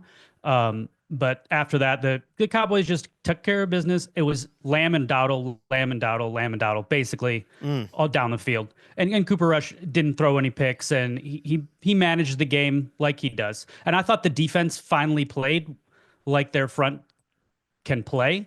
Parsons and Odigizua dominated. They had 6 sacks all in the second half. Not the two of them, but the Cowboys. I mean, they were going against a not good Carolina offensive line, but they controlled the ball game up front, and they messed with Bryce Young. Yeah, how concerning a performance was this for Bryce Young? He lost 2 fumbles, had 2 interceptions, so 4 turnovers overall. I saw some impressive plays by him, but they've been stacking it positive weeks. I think losing by 16 to this Cowboys team is disappointing, and it is a reminder. The final story of this Bryce-assance will be written after week 18, and so the next 3 weeks are going to be important for him. You don't want to stack performances like this. Right. I thought, and my assessment was, it obviously was a downslope in the roller coaster that's been his thing after 3 weeks of going up the track. So I think you kind of expect that. This team is still lacking talent. They still have questions on the O-line. They didn't get anything from the running game today, which has been their bread and butter and helped open up the play action passing. And they still have some deficits at pass catcher. And Bryce made his first interception. I mean, Greg Olsen did a perfect job explaining why he went to the wrong target. He tried to force it to Thielen, and he had a wide open tight end on the outside, and he should have just hit that slant. But he had some poor decisions that were reminiscent of early season Bryce, but he splashed in some big plays and some key plays that make you think that he can still do it. I wasn't completely dejected as we thought early in the season, like week 1 and 2, when he was really bad. It was an up and down game, and I think we should expect those from a second-year quarterback with so few starts every once in a while. Yeah, he hit that 83-yarder to Coker for a touchdown. So good to get the other rookie going there, Jalen Coker. But a disappointing game. It's crazy to me that the Cowboys are 6-8. They just don't feel like they have the same record as, let's say, the Bengals or the Dolphins or the Colts. But neither of these teams are eliminated somehow. No teams that played on Sunday were eliminated. The Panthers are actually still technically alive. I don't know how that works. Yeah. How does that work in the NFC South? Everybody ties and they keep winning somehow? I don't know. Something like that. And the Cowboys are still alive technically for the wild card. And you mentioned some bad decisions out of Bryce Young. Man, we made some bad decisions on Wednesday. Play the music, Eric. It was quite a run. This podcast, Kevin, was on in terms of our survivor picks. Some controversy early in the season. Once we all joined forces, we had been going for 12 straight weeks here, 13 straight weeks. And we got a little over our skis going Panthers. We hadn't picked the Panthers to win even a single game between Patrick and I all season, and we picked them to win. So apologies to everyone who was following along, and especially to Steve Weiss, who wasn't there to stop us from doing this. I apologize for getting on board. Yes, the Cowboys season is still alive. Patra, fun to have you back on the show. The beard, the goatee. It's looking great. The voice sounding great. Have a great holiday if we don't talk to you before Appreciate it. Yep. Have a Merry Christmas to everyone and Happy Hanukkah. Look at that. Kevin Patra coming at you back on NFL Daily. Let's go to Sunday Night Football. In the shotgun is Love. Chris Brooks to his left. 3rd down and 5. Snap to Love. Has time. Lofts it middle of the end zone for Dobbs. Diving grab. Touchdown. Oh, what a play. What a throw. What a catch. Romeo Dobbs. Wayne Larrivee on WRNW. Yes, that great grab by Romeo Dobbs. It seems like his only grabs are great. What a pair of hands on that guy. Goes 3 for 40, but gets 2 touchdowns on the game. 30-13. The Packers win it. Really completes a theme of the day, Shook. A lot of important games, a lot of great performances. Not a lot of close games and a lot of key injuries. We will get to Geno Smith leaving this one and what that's going to mean for the NFC West race. But let's give the Packers their flowers. Their offense came out like gangbusters in the first half and ultimately did enough defensively so that they didn't have to sweat it late. Yeah, a couple of long scoring drives early. This is a game that had a lot of pretty long possessions on both sides. Like you look at the first 4 possessions for the Packers in the first half, they go touchdown, touchdown, field goal, and every possession was, except for the last one, more than 3.5 minutes. And then the Seahawks were kind of similar too. The only difference was the score. And then, just as things started to get interesting in the second half, that's when Geno exits with what has been reported to be a knee injury. He was questionable to return. You could tell by the images on the sideline that he was not going to come back. And that kind of sucked the juice out of it for the Seahawks. From then on, you could pretty much tell the Packers were the better team tonight, probably the better team overall, and they were going to finish off a victory that they had very much earned, while, still tallying, under 400 yards, but a solid offensive night buoyed by a strong start and a strong finish. Yeah, ultimately, I'm not going to ding them too much for playing with their food in the second half, especially the fourth quarter. They had a little 4-drive run there in the fourth quarter where it was 2 3-and-outs, a fumble, and then a turnover on downs on a really short drive for the Packers because they started so well. They came out with intent. That first drive that was all Josh Jacobs, huge holes.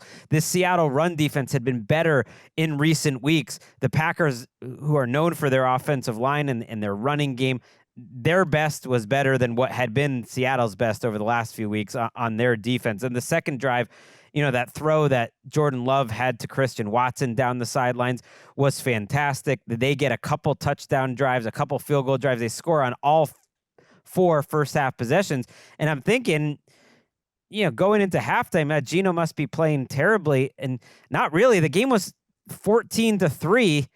Or 14-0 rather, and they had only run 4 plays on offense, Seattle. And then he makes a number of nice throws. He's under a lot of quick pressure, and he makes the big mistake of the night after a long drive, that interception where the 2 routes were too condensed in the red zone. He gets picked off. That's the only third possession that they have, and they end up going to halftime. It felt like the game was over. Then add injury to insult, he gets hurt on a play where he gets hit low. They don't throw the flag because of a rule that I didn't know, that you had to have your feet on the ground for it to count as a penalty. And that injury could end the Seahawks season if Geno can't get back on the field, because we saw tonight Sam Howell is unplayable. He had 17 dropbacks. They had under 1 yard per play on those dropbacks. He had 24 yards passing, an interception, took 3 sacks, and it was just over once he entered the game. With all the extra possessions they got because their defense played better in the second half, maybe they could have come back in this game if Geno was out there, but they were done otherwise. And I don't want to take anything away from the Packers because their defense got after Geno pretty well when he was out there. The quick pressure rate they noted was over 20% when Geno was in the game, which is extremely high for pressure under 2.5 seconds. So the Packers with Edgerrin Cooper, with Kenny Clark, their defense has had better moments lately. As long as they're not playing the Lions, they look pretty good. Yeah, and first off, Edge Cooper, that was one of my favorite guys at the Combine, made the All-Combine team, and I'm glad to see him succeeding in the back half of this season. He is a stud. He's a missile as a linebacker, and you saw a lot of it tonight. And the ball skills, picking off Howell in this game to essentially salt it away. But yeah, as soon as you saw Sam Howell in the field, what you saw was a guy who clearly hadn't played since last season. And the rust was there, the lack of internal clock was there. He was just slow to decide, hesitant to throw, which is not who he was in Washington. He let it rip plenty when he was in Washington, was afraid to throw essentially back there. And that allowed the Packers defense to pin their ears back. Kingsley and Barra got in there, Cooper got in there, no matter who it was, a number of different guys got after him. And like I said, it took the life out of the Seahawks. They had no shot coming back because this game was very much it was for the taking because the Packers offense hit a lull. Jacobs gets to halftime, for example. He had that strong first half. He gets to halftime with 14 for 73 and a touchdown. His next 12 carries, he gets 21 yards total. And that's not a knock on him. It's just kind of the description of the game script and the flow of the game and what happened. And yet the Packers still pull away because they are a team filled with pros, coached by a pro who was highlighted in the second half. And it's a nice win for them on the road. And we'll see where it takes them here. Whereas Seahawks fans got to be keeping their fingers crossed because if they get bad news on Geno, the season's going to go up in smoke real quick. Yeah, they are now 8-6. The Rams are in first place in the division, although it's tied technically but the Rams have the tiebreaker because they beat Seattle head-to-head. Those two teams face each other in Week 18. Now, I've been assuming that game's going to be for the division title. You lose Geno here, you're not that competitive against the Packers. If you're a Seahawks fan, you have to be worried, will they be down 2 games going into that? Will they have a chance to compete in the division? You have Minnesota coming in next week, and then you're at Chicago on Thursday Night Football the day after Christmas. I can't believe they're doing Thursday Night Football the day after having 2 Christmas games. That sort of I missed that somewhere along the way, and so that Bears game might be a must-win for Seattle, but worrisome because they also lost their center Oluwatimi, who had helped out their offensive line, and the offensive line did not play as well today. Like I said, giving up a lot of quick pressures, but giving a lot of love to your boy Cooper, who their defense is just different when he's out there. He has not been out there for them. He is their best linebacker, and he is a rookie. I really have noticed that Kenny Clark has played better lately. Their 4-man rush is getting there. And the Packers occupy this really strange space where they're awesome. They're 10-4, right? And they're almost playing for nothing the rest of the way. Like, they can't win their division. I mean, they could, but they're almost certainly not going to, down 2 games. And they're probably just stuck in that 6th spot.